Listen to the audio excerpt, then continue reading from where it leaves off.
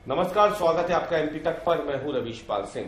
हमारी इस खास पेशकश एमपी फाइल्स में आज हम बात करने वाले हैं मध्य प्रदेश के नए नए प्रदेश अध्यक्ष बने भाजपा के हेमंत खंडेलवाल के उस दौरे के बारे में जो एक दिन पहले उन्होंने दिल्ली में किया है।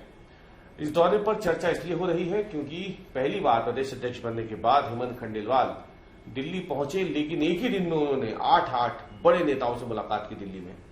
और बातचीत जो हुई है, नेताओं से मुलाकात जब हुई है, तो हेमंत खंडेलवाल यानी प्रदेश अध्यक्ष अकेले नहीं बल्कि मुख्यमंत्री डॉक्टर मोहन यादव भी हर समय हर मुलाकात में उनके साथ मौजूद थे। माना जा रहा है कि खुद मुख्यमंत्री डॉक्टर मोहन यादव अपने साथ प्रदेश अध्यक्ष को लेकर गए और उन्होंने अमित शाह, राजनाथ सिंह, जेपी नड्डा जैसे कद्दावर नेताओं के साथ साथ तमाम दूसरे बड़े जो नेता हैं, केंद्रीय मंत्री है, उनसे उनकी मुलाकात कराई है।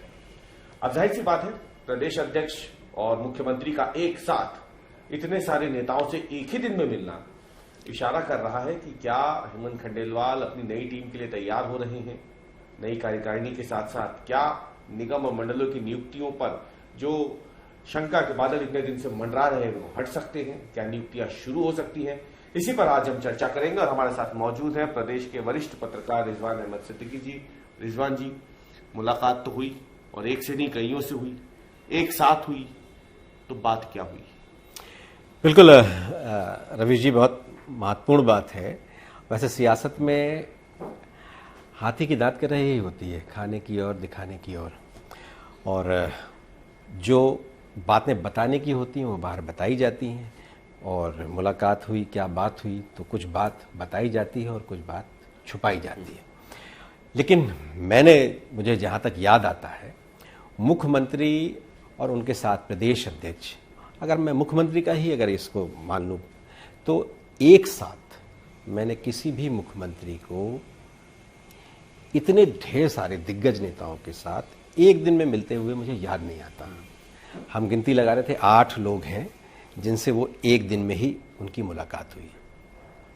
तो जाहिर है मुख्यमंत्री और प्रदेश अध्यक्ष दोनों कृतज्ञता ज्ञापित करने गए होंगे, इसलिए कि मुख्यमंत्री के अनुकूल, सत्ता के गलियारों में यही कहा जाता है कि मुख्यमंत्री के अनुकूल सब कुछ हुआ है।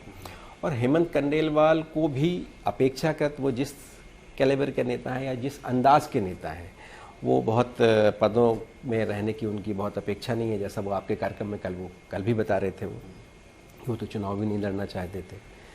तो जिस तरह से वो नेता हैं, उन्हें भी पार्टी ने एक बहुत बड़ी जिम्मेदारी दे दी, बहुत दिग्गजों को बाईपास करके जिम्मेदारी दे दी। तो दोनों ने आभार तो व्यक्त किया ही होगा और मुख्यमंत्री का हाथ मजबूत होगा, ये संदेश भी सब जगह जाएगा। इसलिए ये बहुत आपने मुद्दे की बात की। ये एक तरीके से ये जो तस्वीरें आई हैं जी, ये एक संदेश भी है क्या उन लोगों को जो आप बता भी रहे हैं? क्या ये एक संदेश है बताने के लिए एक ब्रॉडर पर्सपेक्टिव में कि भैया सत्ता और संगठन अब एक साथ मिलकर के चलने वाले हैं मध्य प्रदेश में, जिसकी लंबे समय से इंतजार हो रहा था। क्योंकि सत्ता और संगठन दिखते तो साथ में थे, जो आपने शुरुआत में कहा कि हाथी के दांत दिखाने के कुछ और, खाने के कुछ और। सत्ता संगठन दिखते साथ में थे, लेकिन आप और हम सब जानते हैं कि स्थितियां क्या थी और लंबे समय से थी। महत्वाकांक्षा, तो ये एक जी बिल्कुल मैसेज है, ये फोटो बिल्कुल महत्वाकांक्षाएं थी। कहीं ना कहीं शय और मात का खेल भी था, कहीं ना कहीं एक दूसरे के प्रति भय का भाव भी था। फिलहाल हेमंत खंडेलवाल से कुछ समय तक, आने वाले वक्त में क्या होगा ये तो भविष्य हमने नहीं देखा, हम भविष्यवक्ता नहीं है, लेकिन एक लंबे समय तक हेमंत खंडेलवाल से सीएम को कोई बहुत सीधा थ्रेट नहीं मिलने वाला है। इसलिए कि सीएम को यही मैसेज जाएगा कि इनकी जुगलबंदी होगी और वो दिखने भी लगी है। कल भी आपके कार्यक्रम में भी वो एक साथ आए थे और कई जगह साथ आप बड़े दिग्गज नेताओं से भी मिलने गए।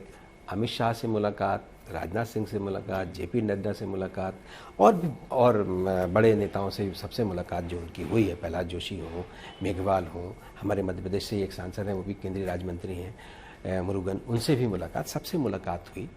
जाहिर है जब नेता मिलता है तो धन्यवाद भी देता है और कुछ ना कुछ काम तो बस्ते में लेके ही जाता ही है।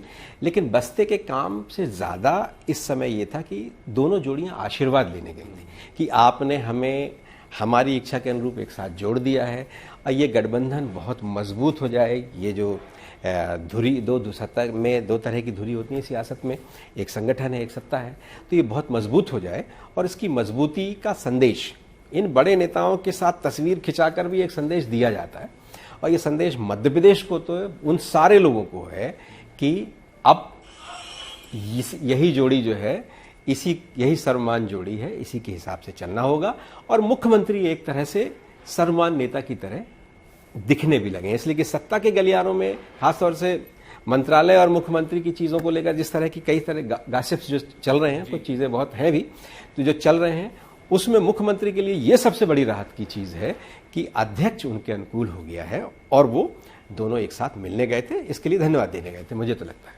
तो रिजवान जी, अगला सवाल फिर यही रहेगा कि जब मुख्यमंत्री बने थे डॉक्टर मोहन यादव, तो उन्होंने उनसे पहले की सरकार की जो नियुक्तियां थी निगम मंडलों की, उन सबको खारिज कर दिया था, सारी होल्ड पे चली गई थी। तब से लेके अब तक 1.5 साल का समय हो चुका है, लेकिन निगम मंडलों में कोई नियुक्तियां नहीं हुई।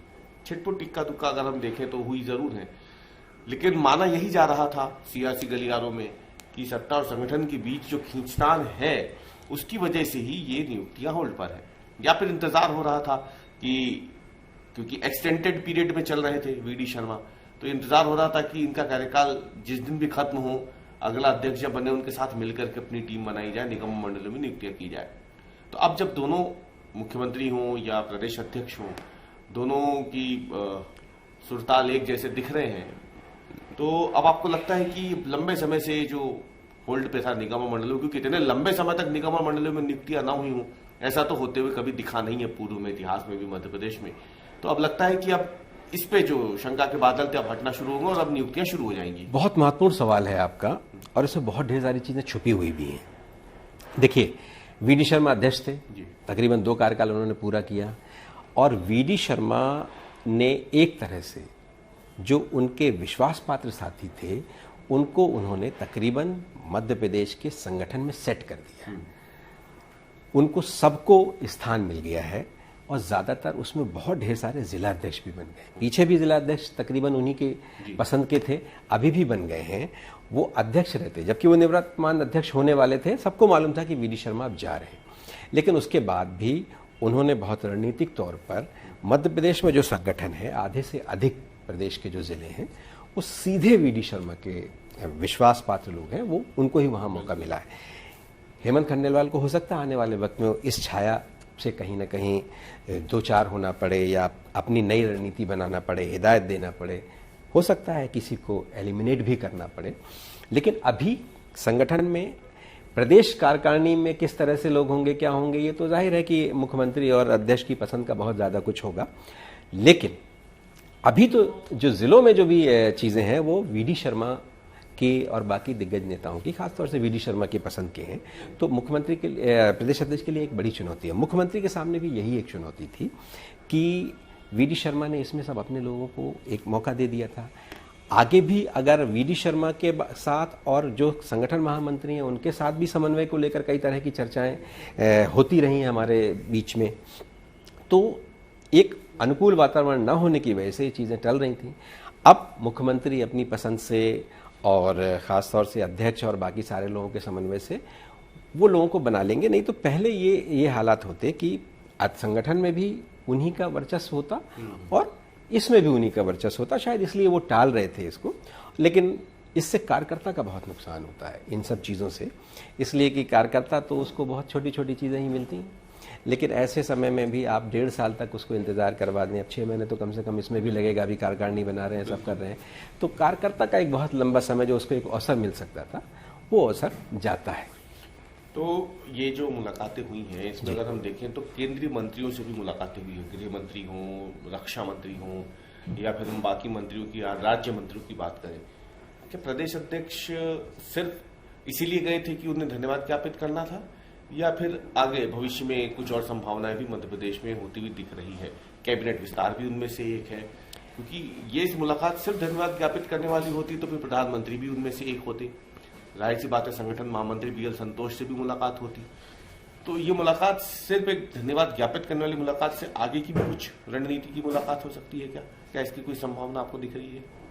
देखिए, विस्तार की सुगबुगाहट तो बहुत लंबे समय से है, और अब चूंकि अध्यक्ष फुल फ्लेज अध्यक्ष मिल गया है, एक फुल टाइमर अध्यक्ष होगा, पूरे टाइम वो उनके साथ रहेगा। जाहिर है उनका विश्वास, एक दूसरे के प्रति विश्वास का मामला भी है, इसलिए कि उनकी पसंद का है, मुख्यमंत्री की अध्यक्ष जो है उनके पसंद के हैं। तो ये सब चीज़ें तो होंगी। आने वाले अगले चरण में चूंकि मुख्यमंत्री के कार्यक्रम बहुत व्यस्त थे, उस व्यस्तताओं के बीच में भी उन्होंने समय निकाला, वो यहाँ भोपाल भी आए, फिर अध्यक्ष को साथ में लेकर भी गए और उन्होंने मुलाकात की है। आने वाले वक्त में इन सारे लोगों से भी मुलाकात होगी।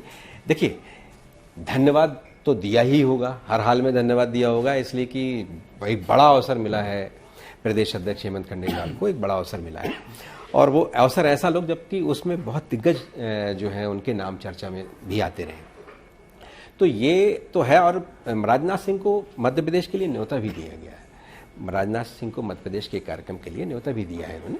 तो ये जो सारी चीज़ें हैं, ये एक संदेश है, मोटा मोटा संदेश है और आशीर्वाद लेने का वो है कि हम फ्री हैंड काम कर सकें, हम दोनों एक हैं।